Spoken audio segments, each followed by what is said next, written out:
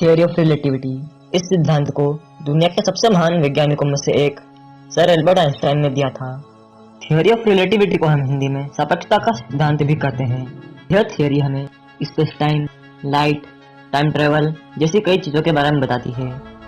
पर दोस्तों, इस थियोरी में ऐसा क्या खास है कि यह थियोरी पूरी दुनिया में मशहूर है। जमीन से अंतरिक्ष तक होने वाला हर एक मिशन हमारे वैज्ञानिक इस थियोरी ऑफ रिलेटिविटी को ध्यान में रखते हुए ही करते हैं। पर दोस्तों, इस थियोरी में ऐसा क्या खास है जो इसे दुनिया के सबसे बड़े सिद्धांतों में से एक बनाता है? यही सब जानने के लिए हमें इस थियोरी को पूरी तरह से समझना होगा। तो दोस्तों, आज की यह वीडियो बहुत ही ज्यादा अमेजिंग होने वाली है, इसलिए इस वीडियो को बिल्कुल भी स्किप ना करिएगा। पर उससे पहले अगर आप नए हैं तो हमारे चैनल को सब्सक्राइब कर दीजिए और हमारी वीडियो को लाइक कर दीजिए। तो चलिए शुरू करते हैं आज के इस एपिसोड को।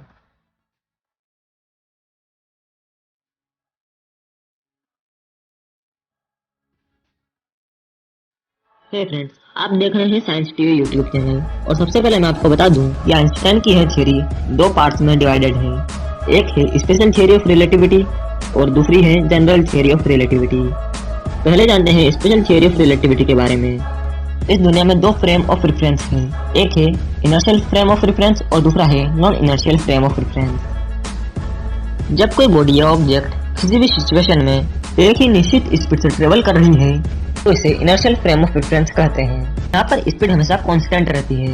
वहीं दूसरी ओर अगर किसी वस्तु की स्पीड कांस्टेंट नहीं होती है तो उसे non inertial frame of reference कहते हैं। जैसे रास्ते पर जाने वाली कोई भी कार, जब रास्ते पर जाने वाली किसी भी कार के सामने कोई बाधा आ जाती है तो उसकी गति हमें कम करनी पड़ती है। बिल्कुल वैसे ही अगर समय के साथ किसी ऑब्जेक्ट की स्पीड हमें कम करनी पड़ती है तो उसे non inertial frame of reference कहते हैं। Special theory of relativity inertial frame of reference के लिए वैलिड है। अब जानते हैं मोशन और टाइम दोनों एब्सोल्यूट नहीं है, रिलेटिव कैसे है इसके बारे में। मान लीजिए आप कार में बैठकर 100 किलोमीटर पर हर की स्पीड से जा रहे हो और आपके साथ आपके दोस्त भी कार में बैठे हैं, तो आप दोस्तों के लिए एक दूसरे की स्पीड 0 है।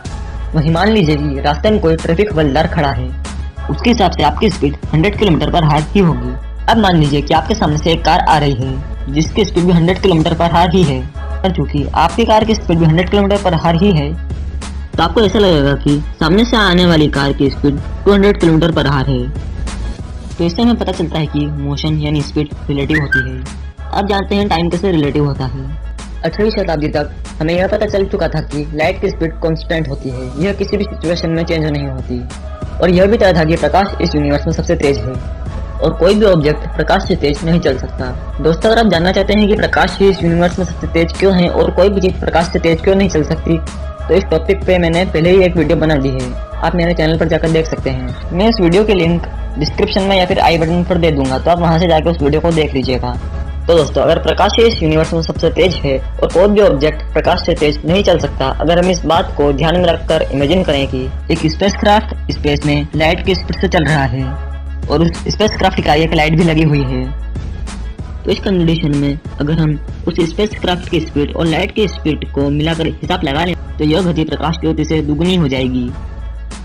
तो यह इक्वेशन टूटे ना, इससे स्पेसक्राफ्ट में समय धीमा बहने लगेगा। मतलब कि उस स्पेसक्राफ्ट का एक दिन हमारी पृथ्वी के सैकड़ों दिनों के बराबर हो सकता है, ऐसा आइंस्टाइन ने बताया था। और इसने यह प्रूव कर दिया था कि समय भी रिलेटिव होता है। तो दोस्तों, यह थी स्पेशल थ्योरी ऑफ रिलेटिविटी। मैं इस वीडियो के नेक्स्ट पार्ट में जनरल थ्योरी ऑफ रिलेटिविटी बताऊंगा। पर दोस्तों, आप मेरी वीडियोस को देख लेते हो पर लाइक नहीं करते हैं, तो प्लीज लाइक कर दीजिए इस वीडियो को। और अगर आप नेक्स्ट पार्ट देखना चाहते हैं तो हमारे चैनल को सब्सक्राइब कर दीजिए।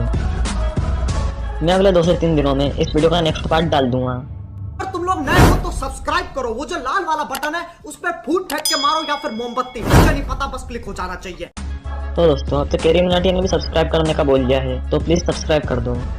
तो मिलते हैं इस वीडियो का नेक्स्ट एपिसोड में, तब तक के लिए जय हिंद, बाय।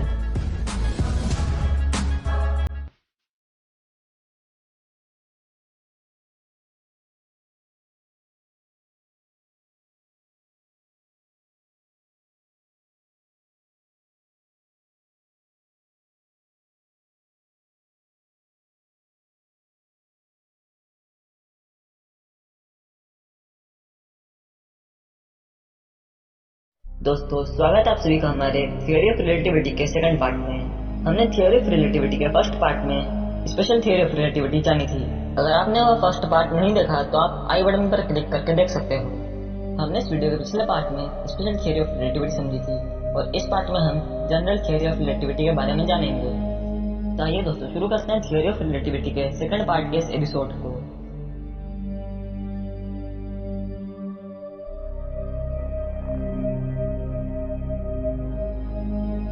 दोस्तों, आइंस्टाइन अपनी स्पेशल थियरी ऑफ रिलेटिविटी से पूरी तरह से संतुष्ट नहीं थे, इसलिए उन्होंने दुनिया के सामने जनरल थियरी ऑफ रिलेटिविटी की नींव रखी।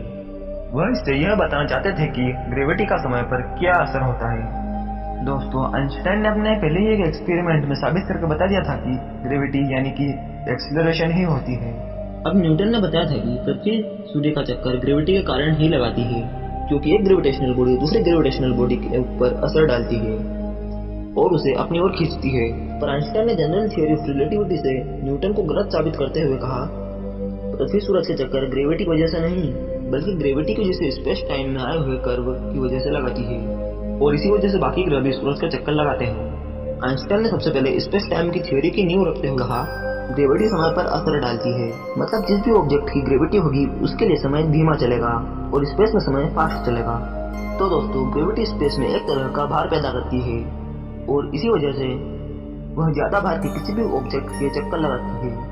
आइंस्टाइन ने कहा था कि ग्रेविटी प्रकाश पर असर डालती है, परंतु प्रकाश की गति पर नहीं डालती। उस समय हर कोई यह मानता था कि प्रकाश एक ही डायरेक्शन में ट्रेवल करता है, पर आइंस्टाइन ने तारों की रियल पोजीशन जो कि पहले से अलग थी वह बताकर और एक एक्सपेरिमेंट से प्रूफ करके यह बता दिया कि प्रकाश ग्रेविटी की वजह से स्पेस टाइम में आए हुए कर्व की वजह से मुड़ जाता है और हमें तारे अपनी रियल पोजीशन की बजाय अलग पोजीशन पर दिखते हैं। जनरल थियरी ऑफ रिलेटिविटी से आइंस्टाइन ने E=mc² इक्वेशन दी थी, जहाँ E को एनर्जी बोला गया है, M को मास बोला गया है और C को स्पीड ऑफ लाइट बताया गया है। तो दोस्तों, यही सब था जनरल थियरी ऑफ रिलेटिविटी में। अगर आप इसी तरह की रोज साइंस से रिलेटेड और अमेजिंग वीडियोस देखना चाहते हो तो हमारे चैनल को सब्सक्राइब कर दीजिए और हमारी इस वीडियो को भी लाइक कर दीजिए, क्योंकि दोस्तों आप वीडियोस देख लेते हो पर वीडियोस को लाइक नहीं करते, तो प्लीज वीडियो को भी लाइक कर दीजिए। तो मिलते हैं कल एक और नए एपिसोड में, तब तक के लिए जय हिंद, बाय।